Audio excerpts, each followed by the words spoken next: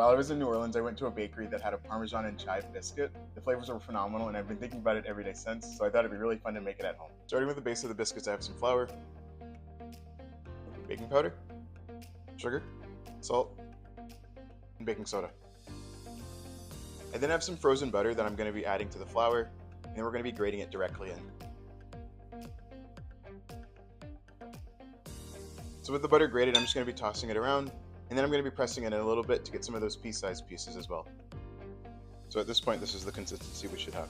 With my block of Parmesan cheese, I'm just going to grate it directly into the bowl. And then with our chives, I'm just going to be cutting them up with some scissors. Now with our Parmesan and our chives added, I'm just going to be tossing it around really quick. So before we add the buttermilk, I'm going to put this mixture in the freezer just because when I make my biscuits, I like to make sure the mixture is cold as possible. So our bowl was in the freezer for about 30 minutes, so now we can add our buttermilk. I'm just going to start by using a fork to get this tossed around.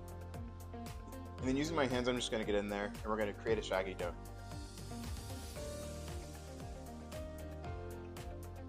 Now we're going to be taking our dough and putting it on a floured work surface. So as I'm doing this, I want to make sure that I'm not overworking it, so I'm just going to be doing it lightly. And then I'm going to be cutting this into threes. And so in order to create those layers, we're going to be stacking, and then we'll smash it gently. We'll re-roll it back into a rectangle and do the process again.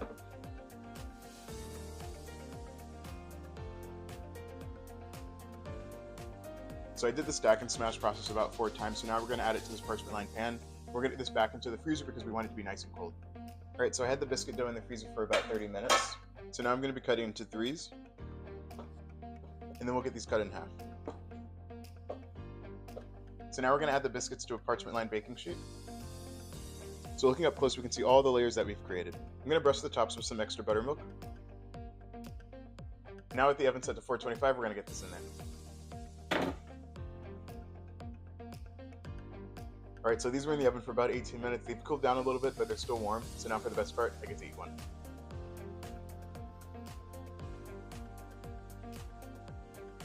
So I love the crunchy exterior and how soft it is on the inside. Obviously these will taste amazing warm, and these were also served with a side of butter at the IU bakery that I went to. And I wanted to make sure to add a ton of the chive and Parmesan so we could have bites of that throughout as well. So these would definitely make a great biscuit sandwich, or you can definitely eat them as is, but I'll be sure to have the ingredients in the caption and the full recipe in my newsletter soon.